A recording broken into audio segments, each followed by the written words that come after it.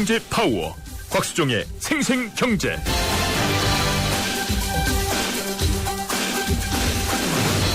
안녕하십니까. YTN 생생경제 시작하겠습니다. 곽수종입니다. 오늘이 벌써 8월 30일 금요일입니까? 8월도 다 갔군요. 지금 정부와 또 경제계 또 가계 모두가 다 글로벌 경제 위기에 긴 터널을 지나고 있는 상황입니다. 그 와중에 세법 개정안을 놓고 요즘 중산층 기준에 대한 논란이 좀 일고 있죠. 여러분은 중산층 기준이 뭐라고 생각하십니까? 우린 보통 물질적으로 평가하는 것 같습니다. 예를 들면 빚이 없고 소득이나 아파트 평수가 몇 평은 돼야 되고 얼마는 돼야 되고 소유하고 있는 차가 자가용이 뭐는 돼야지만 적어도 중산층 아닌가 이렇게 판단하는 거 아닙니까? 그런데 외국, 소위 우리가 선진국하고 비교를 하지 않습니까? 외국은 어떻게 볼까요? 물질보다 양적인 내용보다 질적인 내용으로 보는 것 같습니다. 프랑스는 외국어는 하나쯤 할 줄 알아야 되고요. 적어도 또 몇 가지 요리는 또 할 수 있어야 되고 다룰 줄 아는 악기 또 즐기는 운동이 있는지가 중산층의 기준이 된다고 합니다. 이런 내용들은 여러분 웹사이트에 가시면 많이들 찾아보실 수 있습니다. 미국은요. 사회적 약자를 돕고 정기적으로 받아보는 비평지가 있는지에 따라서 또 영국은 페어플레이를 할 줄 알고 자기 주장과 신념을 가진 사람 등을 중산층의 기준으로 삼는다고 합니다. 약간 다르죠. 양적인 측면과 질적인 측면. 그리죠. 우리처럼 경제적인 요소만 기준으로 삼게 되면 당장 오늘 실직이라도 할 경우엔 바로 빈곤층으로 떨어지는 겁니다. 반면 외국과 같이 이런 기준이라면 어떤 실패나 어려움을 겪는다 하더라도 인간적인 삶, 사람의 기본적인 삶에 대한 흔들림이 없다면 이거는 어떻게 중산층의 기본은 유지한다고 할 수 있지 않겠습니까?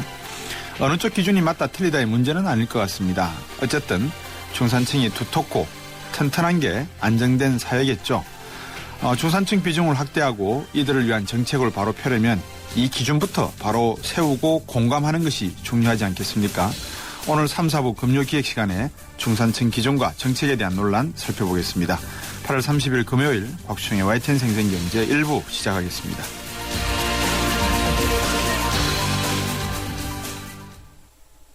하나의 인류, 두 개의 세상. 버려진 지구와 선택받은 1% 엘리시오. You can save everyone. When can I go? 맷 데이먼, 조디 포스터. 최후의 시간 5일. 그곳을 점령하라. 엘리시오. 8월 29일 대개봉. 청소년 관람 불가. 족발, 만두, 피자, 케밥 다 포기했습니다. 괜찮다. 너에겐 카스라이트가 있으니. 칼로리를 33% 내린 맛있는 맥주 카스라이트. 쇼핑 속보입니다. 올여름 패션그룹 형제의 30년 노하우와 바우하우스가 만나 새로운 쇼핑 문화의 바람이 장안동 일대를 강타할 것으로 예상됩니다. 패션, 외식, 영화까지 원스톱으로 누리는 바우하우스. 한 번 빠지면 시간 가는 줄 모른답니다. 여기는 프리미엄 패밀리 쇼핑몰 바우하우스.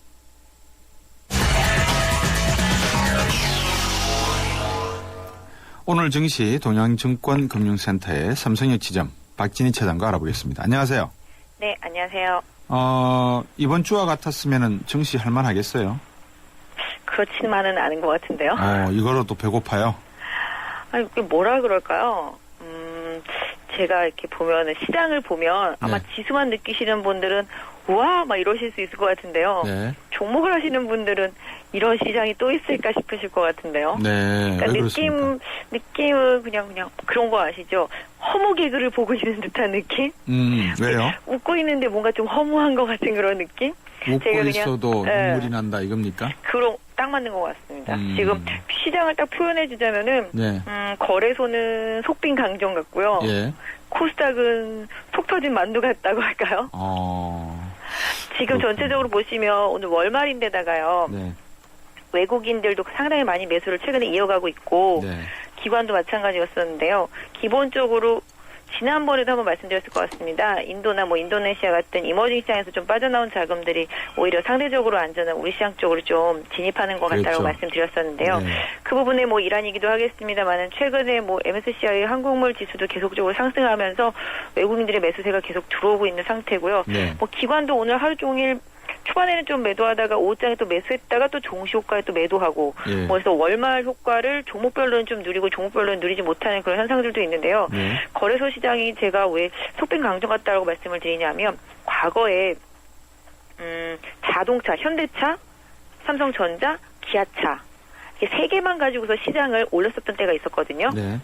그때랑 지금이랑 거의 흡사하다라고 보시면 될 것 같습니다. 네. 그동안 지지부진한 시장이 이어지는 동안은 지수가 막혀 있는 동안 경기 민감주들을 비롯해서 이제 낙폭과대한 거래소에 있는 종목들이 빛을 보면서 시세를 내주었는데요. 네. 오히려 지금은 그들이 쉬고 그동안 쉬었던 현대차, 삼성전자, 기아차 등이 움직이면서 또 지수만 끌어올리고 있거든요. 네. 그러다 보니까 이제 뭐 민감주들을 계속 매매하셨던 분들은 이걸 팔고 쫓아갈 수도 없고 그렇다고 또 안 팔자니 좀 찝찝하고 지수는 또 불안해지고 이런 지금 상황이 돼버렸거든요. 지금 현재. 네.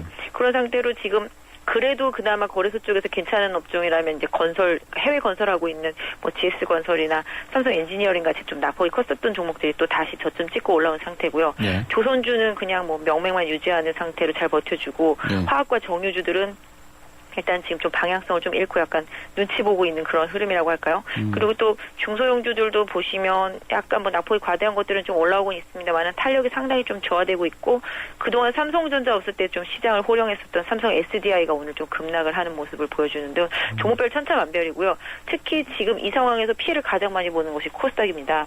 코스닥 같은 경우는 기관들이 코스닥을 매도하고 거래소 쪽으로 쫓아가다 보니까 좀 빠르게 투매가 일어났고요. 최근에. 네. 또한 오늘 같은 경우만 해도 외국인들이 600원 넘는 매도가 있었습니다. 보시면 아시겠습니다만은 오늘 코스닥 매도의 가장 큰 금액은 셀트리온입니다. 셀트리온이 지금 오늘 코스닥 매도 금액의 거의 전량을 다 차지하고 있다고 봐도 무리가 없을 것 같습니다. 네. 뭐 전해지는 설에 의하면 제가 뭐 이건 확인된 바는 아니지만 전해지는 설에 의하면 일단 셀트리온이 지금 지난 2주간 공매도가 630억이 넘었다고 그래요. 오호. 예, 평균 공매도 가격도 59,000원대. 그러니까 또 지난번 공매도 세력들이 뭐라 그럴까요? 공매도 가격을 넘어가면서 주가가 급등해서 피해를 봤었잖아요. 그렇죠. 상당히. 네.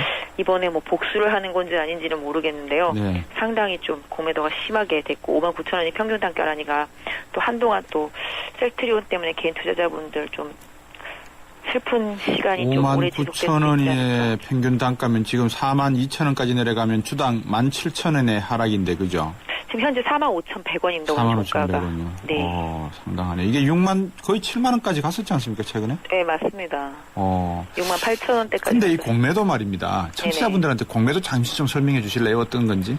뭐 다들 뭐 이제 뭐 개인 투자자분들도 다 아시겠습니다만은 뭐 주식이 없는데도 불구하고 주식을 일단은 빌려서 이제 매도를 해놓고 네. 그 가격대 이하권에서 상당한 수익이 나면서 주가가 하락을 하면 다시 되사서 갚는 걸 보통 이제 외국인 투자자들이나 기관 투자자들이 많이 하는 공매도 방식인데요. 그러니까 주식이 없는데도 매도를 해서 공매도라고 이제 저희는 다 이제 말을 하고 있는데 그게 증권사마다 허용이 되는 데가 있고 안 되는 데가 있습니까? 아니면 업종별로 되는 데가 있고 안 되는 데가 있습니까? 종목별로 많이 다릅니다. 다릅니까? 예, 종목별로 되는 게 있고 안 되는 게 있는데요. 네. 기본적으로 뭐 증권사마다도 뭐 어느 정도씩 차이는 있겠습니다만은 예. 대부분 뭐 기본적으로 개인 투자자분들한테는 거의 허용을 잘 안 해주고 있고 네. 외국인과 기관한테 좀 많이 허용된 부분이 좀 많고요. 네. 또 저희 회사 같은 경우도 일정 부분 그 부분을 개인 투자자분들한테 해주고는 있지만 네. 기본적으로 좀 뭐라 그럴까요? 거래 부분이라든지 이런 부분들이 좀 상당히 좀 많이 까다롭거든요. 네. 그래서 개인 투자자분들한테 참 상당히 힘든 부분인데 셀트리온이 오늘 코스닥 지수 하락의 거의 주범이기도 하지만 네. 외국인 매도의 전부라고 할 정도로 상당히 좀 심하니까 외국인들도 최근에 좀 쏠림 현상이 많이 심한 편이에요. 네. 어제는 네이버를 그렇게 사더니만 네. 오늘은 또 팔더라고요. 그런 정도로 좀 상당히 좀 변동성을 많이 갖고 있기 때문에 네. 코스닥은 또 특히 셀트리온 때문에 또 바이오 관련주들이 또 많이 하락을 하고 예. 분위기가 좀 다운이 됐습니다. 어제 우리 TI 사건도 있었잖아요. 예.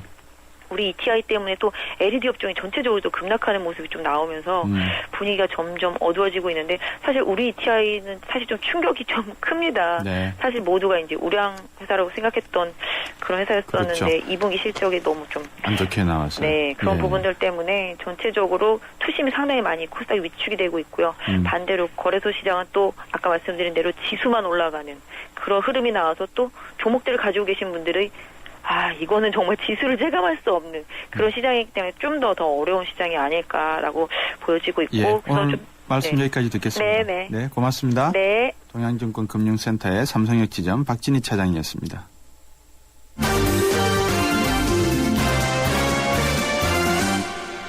한국일보 이성철 산업부장과 함께 경제뉴스 정리해드리겠습니다. 안녕하십니까? 안녕하세요. 우리나라의 재정 수지는 어떻습니까? 상반기 통계가 나왔는데 예.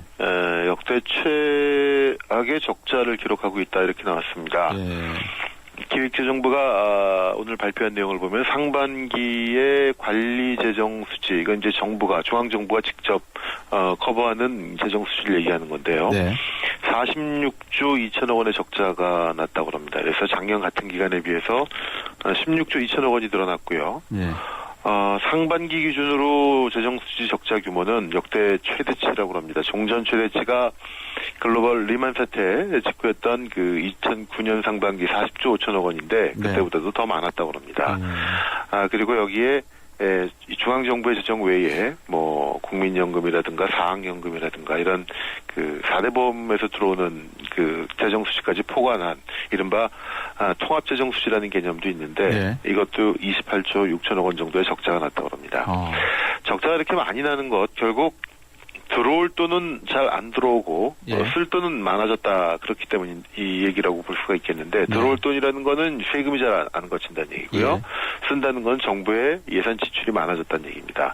참고로 이 지출 정부가 쓰는 돈, 예산 지출의 진도율이 상반기가 57.9%. 그러니까 1년 동안 쓸 돈이 100이라고 치면은 그 중에 57.9%, 한 58% 정도를 상반기에 다 썼다는 얘기입니다. 이건 지난 5년간의 평균치가 56.3%니까 5년 평균치보다 훨씬 더 빠른 속도로 돈을 집행했다는 거죠. 반면에 수입, 그러니까 세금이 들어오는 진도율을 보면은 47%밖에 안 됩니다. 연간 목표한 금액이 100인데 상반기에 거친 돈이 47밖에 안 된다는 거고 이거는 지난 5년간 평균치보다 훨씬 낮은 54%인데 5년 평균이. 그러니까 쉽게 설명을 드리자면은 지난 5년 평균치하고 비교할 때 세금은 훨씬 덜 거쳤고 지출은 훨씬 더 빨리 더 많이 지출을 했다는 얘기입니다. 그러니까 적자가 날 수밖에 없는 거죠. 이유는 그렇습니다. 세금이 안 거친 거는 그만큼 지금 경기가 나빠서 세금이 안 들어온다. 특히 이제 부가가치세가 굉장히 큰 비중을 차지하는데 부가가치세는 이제 소비할 때 붙는 세금 아니겠습니까? 그렇죠. 부가가치세가 안 거쳤다는 건 그만큼 소비가 잘 안 이루어지고 있다는 얘기고. 지출 진도율, 쓰는 속도가 빨라졌다는 거는 정부가 뭐 추경 편성이라든가 이런 걸 통해서 경기 부양을 위해서 예산 집행을 그만큼 조기 집행화를 강화했다 그런 뜻으로 볼 수 있겠는데 원래 그렇습니다. 이 상반기에는 좀 적자가 나다가 하반기에 적자폭이 줄거나 흑자로 돌아서는 경우가 많은데 올해는 그게 좀 더 심각한 것 같고요. 전체적으로 볼 때 연간으로 보면 한 23조, 24조 원 정도의 적자가 예상이 된다. 정부는 그렇게 얘기를 하고 있습니다. 경기가 나쁠 때 뭐 적자가 나는 건 불가피합니다. 뭐 경기가 너무 얼어붙어 있는데도 정부가 흑자 재정만을 고집해가지고 재정 정책을 안 쓴다면 그것도 문제겠지만 어쨌든 지금의 적자폭은 좀 너무 큰 것이 아닌가 그렇게 생각도 듭니다. 그래서 우리나라가 뭐 재정 건전성 측면에서 GDP 대비 뭐 35%다, 뭐 통합 재정으로 한다 하더라도 80% 미만이다. 이렇게 안심해서는 안 되겠네요, 그죠? 그렇죠. 재정 수요가 물론 다른 OECD 국가라든가 유럽 특히 뭐 일본, 미국 이른바 재정의 병을 앓고 있는 다른 선진국에 비하면 분명히 좋은 수준인 건 맞습니다만은 뭐 우리가 이 가는비에 옷 젖는다고요. 이런 식으로 계속 나가면은 사실 우리 재정도 안심할 수만은 없는 형편이겠죠.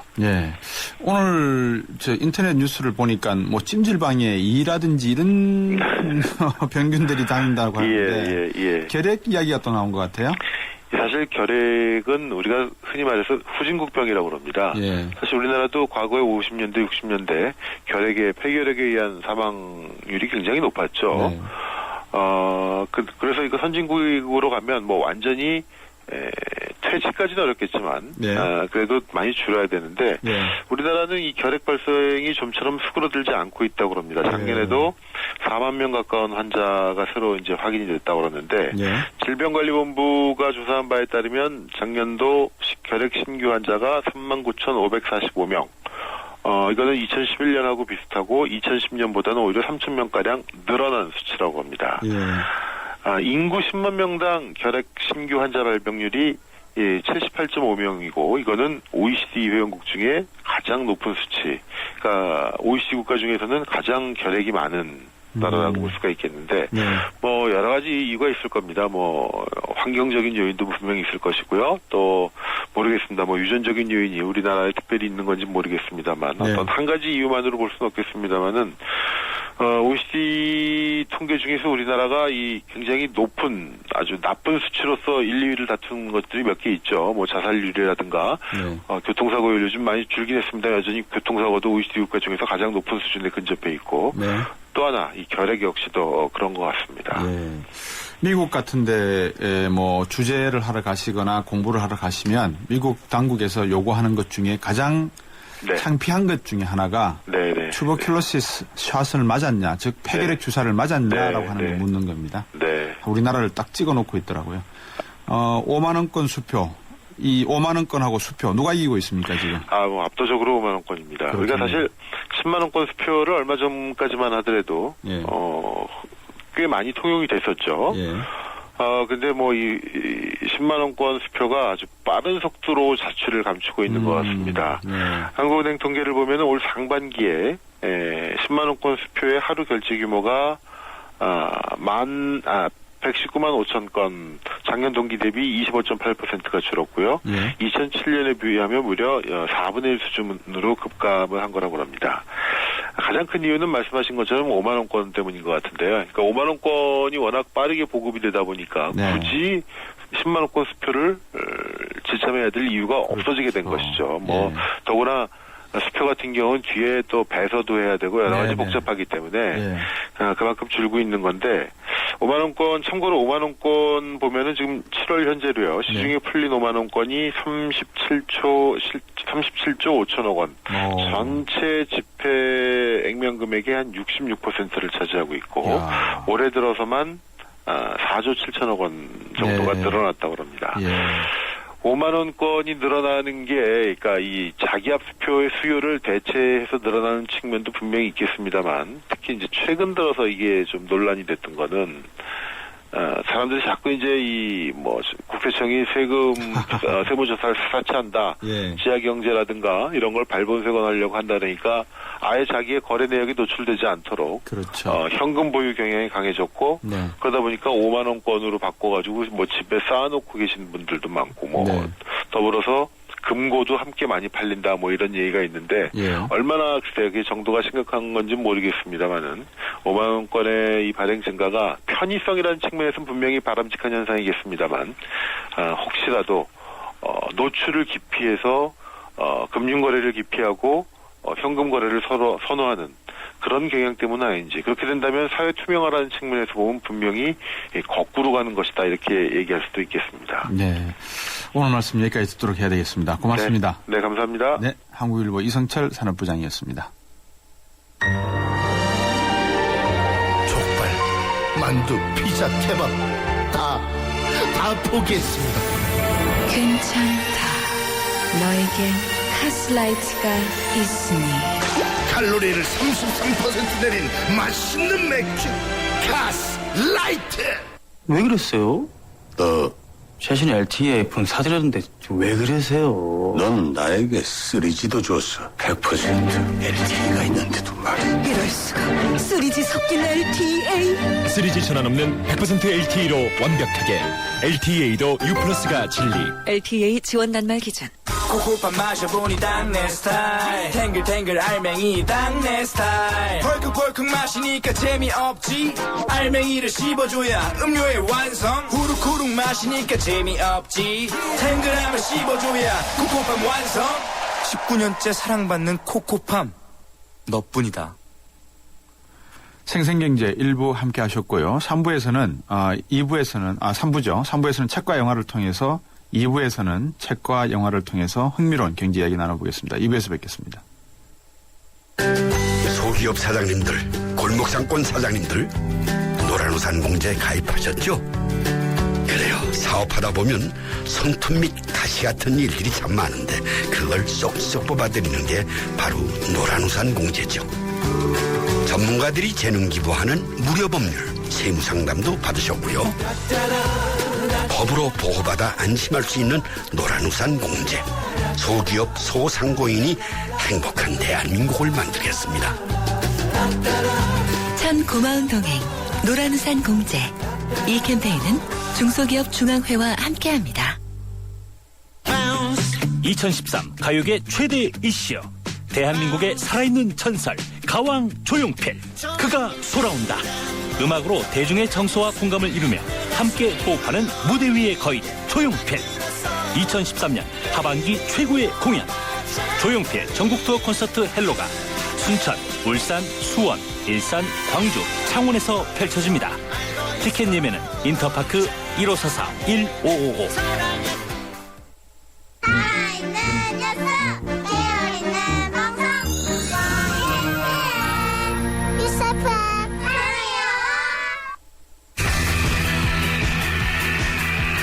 경제프리인 곽수종의 생생경제. 세상의 베이스가 되다 포스코 협찬으로 곽수종의 YTN 생생경제 2부 시작하겠습니다. 곽수종의 YTN 생생경제는 여러분들과 함께 만들어가는 방송이고 싶습니다. 그래서 여러분의 목소리에 늘 귀 기울이고 있습니다. 여러분들께서 보내주시는 의견 다 담아가고 있으니까요. 조금이라도 걱정하지 마시고 문자 보내주시고 또 이야기 보내주시면 저희들이 담아서 방송에도 말씀을 드리고 저희들이 방송하면서도 참고하도록 하겠습니다. 단문 50원, 장문 100원이 부과됩니다. 휴대전화 우물정 0945로 하시면 되고요. 트위터 사용하시는 분들은 골뱅이 YTN 밑줄 이코노미로 여러분들 말씀, 의견 보내주시면 됩니다. 웹사이트에 오셔서 곽수종의 YTN 생생경제에다가 긴 글 또 여러분이 하시고 싶은 말씀 남기셔도 됩니다. 많이 참여하시고 많은 의견을 주시면 고맙겠습니다. LTE의 세상 충분히 빠르다고 합니다. 충분하다는 것은 그 이상을 만나지 못했기 때문. 그래서 시작합니다. 2배 더 빠르고 2배 더 즐거운 새로운 세상. SK텔레콤은 이것을 LTE라 부릅니다. 아무나 가질 수 없는 속도 LTE. SK텔레콤. 하나의 인류, 두 개의 세상. 버려진 지구와 선택받은 1% 엘리시오. You can save everyone. Where can I go? 맷 데이먼, 조디 포스터. 최후의 시간 5일. 그곳을 점령하라. 엘리시오. 8월 29일 대개봉. 청소년 관람 불가. 족발, 만두, 피자, 케밥 다 포기했습니다. 괜찮다. 너에겐 카스라이트가 있으니. 칼로리를 33% 내린 맛있는 맥주 카스라이트. 자기야, 안전벨트 했지? 아들, 급하다고 너무 밟지 말고. 너 회식 끝나면 꼭 대리 불러라. 아빠, 운전 조심히 다녀오세요. 늘 당신의 안전을 걱정해주는 사람들. 그 마음 하이카에 담아. 마음이 합니다. 현대해상. 드디어 가을로 접어들면 흔히 하는 말이죠. 청고마비의 계절. 정말 하늘 놓고 그죠? 말이 살찌는 계절이 오면 책 읽기 좋은 계절입니다. 지금도 벤치에 앉으셔서 책장을 넘기면 참 여유롭다는 생각을 합니다. 책 속의 경제 시간에 김은섭 경제경영부 칼럼니스트와 함께 이야기 나눠보겠습니다. 안녕하십니까? 네, 안녕하세요. 네, 오늘은 어떤 책 소개해 주시겠습니까? 네, 오늘 소개할 책은 바잉 브레인이라고 하는 책입니다. 네. 저자는 뉴로 마케팅 전문가인 AK 프라딥이라고 하는 사람인데요. 네. 이 뉴로 마케팅은 뇌과학과 비즈니스를 접목한 마케팅 기법입니다. 네. 예, 포천지가 미래를 이끌 10대 신기술로 선정하고 뉴욕타임즈라든가 ABC 뉴스 등 세계 언론이 그 성과에 주목을 하고 있고요. 언론뿐 아니라 이 코카콜라, 로레알, 나이키 등 치열한 마케팅 전투를 벌이고 있는 글로벌 기업들도 투자를 대폭 늘리는 등 뉴로 마케팅은 현재 가장 각광받는 최신 마케팅 방법이라고 할 수 있습니다. 네. 저자는 이 책을 통해서 사람들이 왜 이 물건을 살까, 또 어떤 광고가 기억에 남을까, 어떻게 더 많이 팔 수 있을까 등 영원히 풀리지 않을 것 같던 비즈니스맨의 이 고민과 궁금증을 인간의 뇌와 기업의 실제 뉴로 마케팅 사례를 통해서 명쾌하게 풀어내고 있습니다. 네. 또한 이 브랜드 전략에서 매장 진열까지 또 제품의 기획에서 광고 홍보까지 소비자의 두뇌가 살까 말까 고민하는 그 길목마다 숨어있는 뉴로 마케팅의 섬세하고도 치밀한 전략을 공개하고 있습니다. 지금껏 이 뉴로 마케팅 책들이 좀 꽤 있는데요. 이 책들이 이론서였다면 이 책은 실무자를 위한 뉴로 마케팅 실천서라고 할 수 있습니다. 네. 뉴로라고 했으니까 이게 뉴로가 마치 그 신경세포를 말하는 뉴론 같은 느낌도 드는데 네, 이게 맞습니다. 구체적으로 어떤 사례를 좀 들어주시겠습니까? 예, 최근 그 불황을 겪고 있는 대형마트들이 이 상품의 진열을 새롭게 바꾸고 있다고 합니다. 네. 예전에는 생활용품은 생활용품끼리, 또 과자는 과자끼리, 채소는 채소끼리 진열을 했다면요.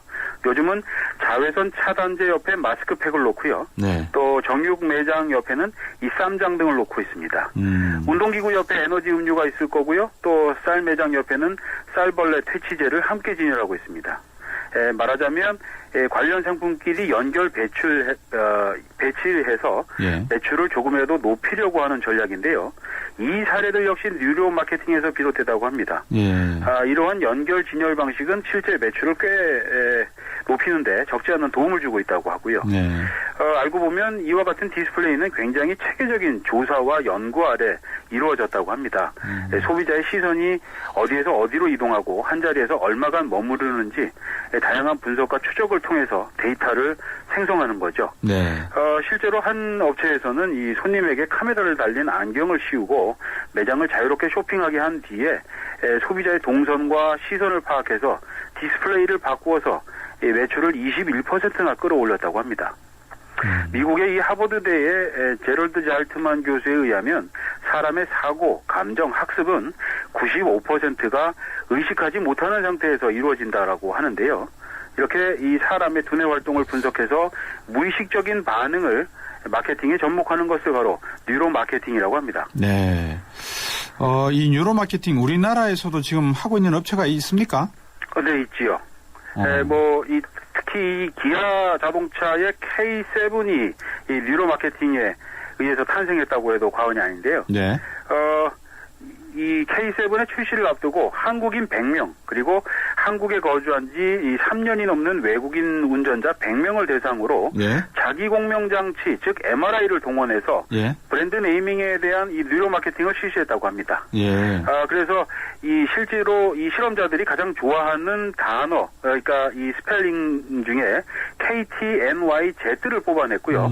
그 중에서 K가 가장 많은 지지를 얻었고 또 한국인들이 좋아하는 이 행운을 의미하는 숫자 이 7을 조합해서 고급스럽고 이미지 좋은 알파 뉴메릭 방식의 K7이라는 이름을 얻어내게 됐습니다. 이렇게 그 이성이 아닌 우리의 잠재 의식이 좋아하는 이름을 만들어서 소비자에게 쉽게 다가간 케이스라고 할 수 있는데요. 그 밖에도 이 제임스 카메론 감독의 유명한 영화죠. 3D 영화 이 아바타 이 영화 역시 개봉 전에 뉴로 마케팅 기법에 의해서 먼저 관객들에게 보였다고 합니다. 그래서 관객들이 2D보다는 3D 영상에 더 끌린다는 것을 확인하고 3D로 과감하게 제작을 했고요. 또 이 공개를 했을 때 이 뉴로 마케팅에 의해서 검증이 됐고 또 그 결과 역시 미국에서만 7억 6천만 달러의 수익을 올렸고요. 전 세계적으로는 27억 8천만 달러의 수익을 남겼다고 합니다.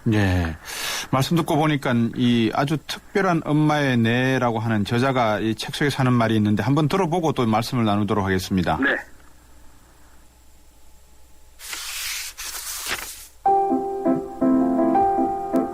모든 엄마가 여성의 두뇌를 갖고 있다.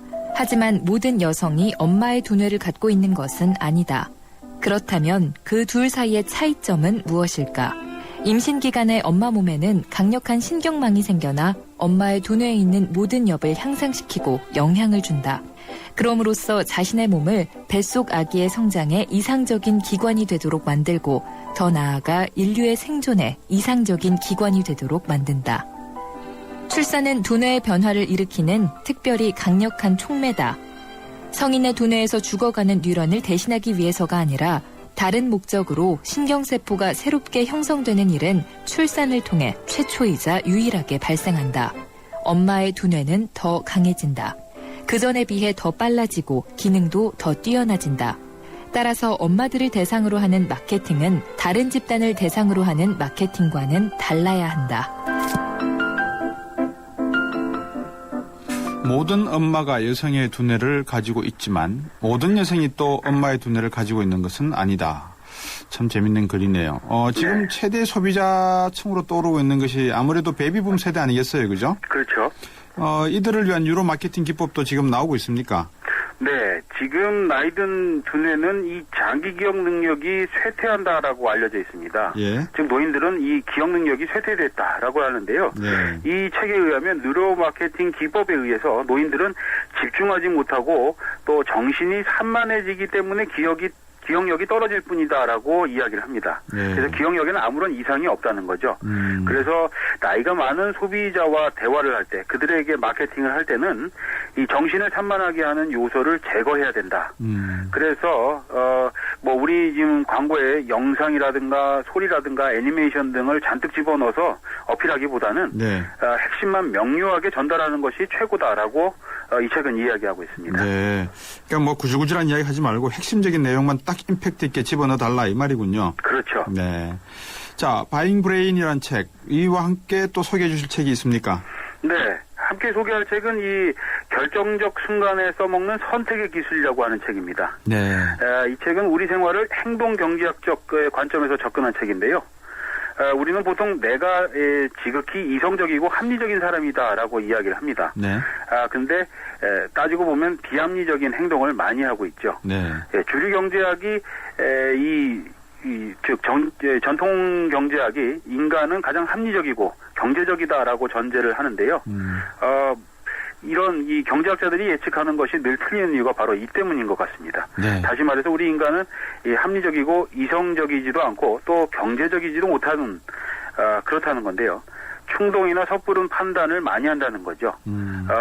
이렇게 인간의 이런 행동들을 치밀하게 분석해서 숨겨놓은 그 법칙을 찾아낸 것이 바로 행동경제학입니다. 네. 바잉 브레인과 함께 이 결정적 순간에 써먹는 선택의 기술, 행동경제학적인 책도 재미있는 것 같습니다. 한번 여러분들 읽어보시면 좋을 것 같습니다. 오늘 말씀 여기까지 듣겠습니다. 네, 감사합니다. 고맙습니다. 김은섭 경제경영 북칼럼니스트였습니다.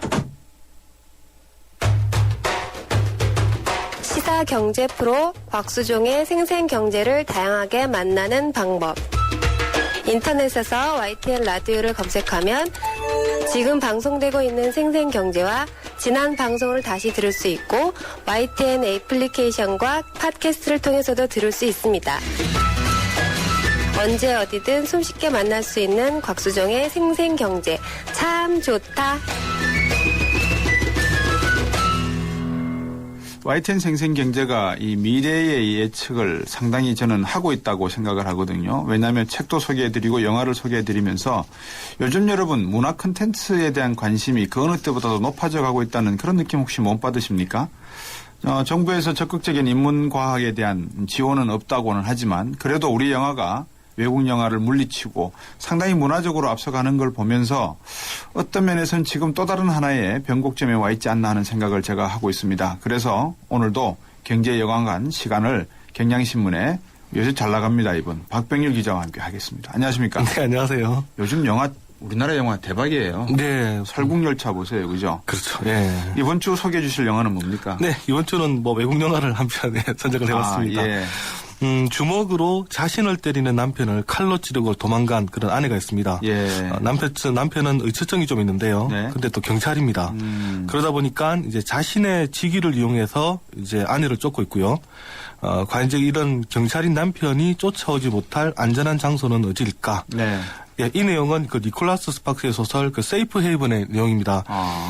이 소설을 그 라세 할스트롬 감독이 메가폰을 잡아서 이제 예. 동명의 영화로 만들었습니다. 예. 여자 주인공은 이제 그 역할인 그 케이티는 줄리안 허프가 맡았고요. 예. 또 이제 이렇게 도망을 가다가 만나게 되면 이제 한 남자가 있는데 알렉스 역할에 이제 조시 웨들리가 맡았습니다. 예. 이 두 남자 주인공, 여자 주인공 너무 좀 멋진데 사실 역에서는 좀 유부녀로 나옵니다만 상당히 보면 이제 비주얼이 좋은 이제 그런 모습들입니다. 근데 이 방금 말씀해 주셨던 이 줄리안 허프라고 하는 여자 주인공요. 네. 그죠? 가수도 하죠. 노래도 부르죠. 네, 그렇게 하고 있습니다. 예. 말씀 듣고 보니까 약간 스릴러 같은 그런 느낌이 드는데 어떻습니까? 네, 맞습니다. 이제 이 KT가 이제 애틀랜타행 버스를 타고 가다가 예. 미국의 이제 남부 한적함 해변마을에 내립니다. 예. 이제 이곳에서 이제 잡화점을 하면서 살고 있는 알렉스를 만나는데 예. 이제 아내가 안 물어죽고 이제 홀로 이제 남매를 키우는 이제 싱글 파파의 모습으로 나옵니다. 근데 이제 그 KT 집 옆에 이곳에 사는 조라는 여인이 있는데요. 예. 이제 이 여인이 자꾸 알렉스를 사겨라. 예. 이렇게 얘기를 합니다. 근데 여기 지금 조의 정치에 또 하나의 또 반전이 좀 숨어 있습니다. 예.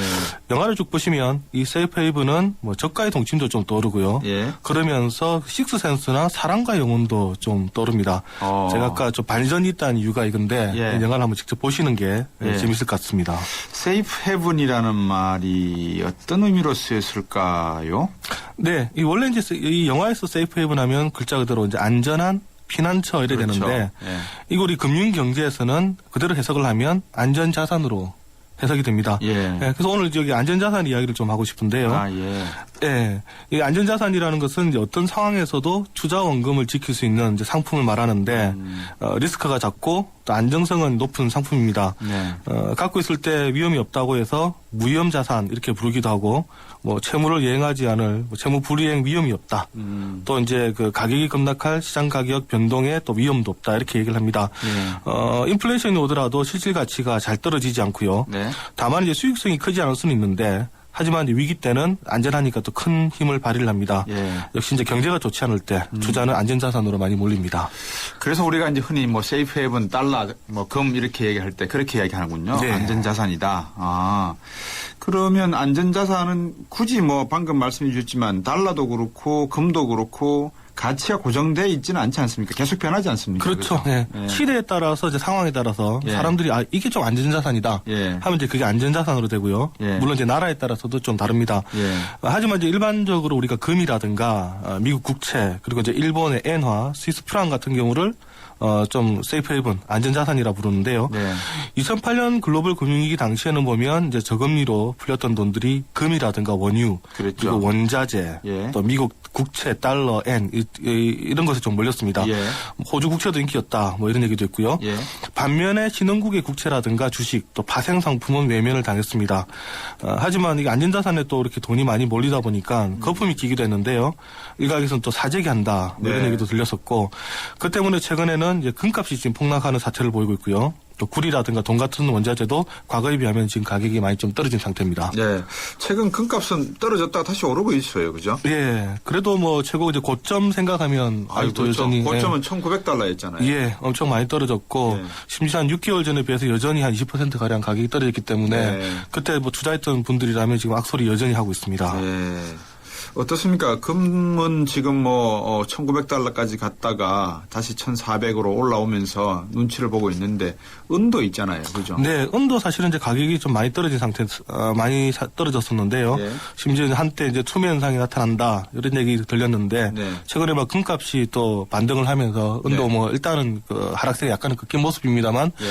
역시 뭐 또 장기적으로는 좀 지켜봐야 될 것 같고요. 예. 특히 이제 미국에서 양적 완화를 또 처리하게 되면 예. 어떤 상황이 벌어질지도 지켜봐야 될 것 같습니다. 그렇죠. 근데 이제 그 금이나 은 말고 이거는 뭐 실물 자산이니까 상품 자산이니까. 근데 이제 화폐 자산을 놓고 보면 가장 뭐 세이프 헤븐이라고 할 수 있는 게 안전 자산이라고 하는 게 달러 아니겠어요? 그렇죠. 예. 엔도 한때는 안전 자산이었지 않습니까? 네, 특히 글로벌 금융위기 때 정말 엔 정말 그 금값이었다. 예. 네, 할 정도로 이렇게 많이 올랐었었죠. 예. 그때 당시 역시 이제 글로벌 금융위기가 오니까 역시 세계에서 가장 안전한 나라 미국하고 이제 일본이다. 예. 이랬었는데요. 그만큼 이제 그 세계가 자국의 경제력을 인정했다 이런 예. 얘기가 되고 국가 입장에서는 아주 프라이드가 이제 생길 만한 그런 일이었습니다. 그런데 이제 문제는 이 경제력이 이렇게 충분하게 뒷받침되지 않으면 문제가 생기는데요. 예. 미국은 문제가 없지만 일본은 사실은 큰 좀 홍역을 치렀다. 예. 이렇게 말씀드릴 수가 있을 것 같습니다. 예. 시장에서 이렇게 그 자국의 돈을 사려고 막 이렇게 수요가 몰리게 되면 이제 그 나라 돈이 주변국에 비해서 강세를 띠게 되는데요. 네.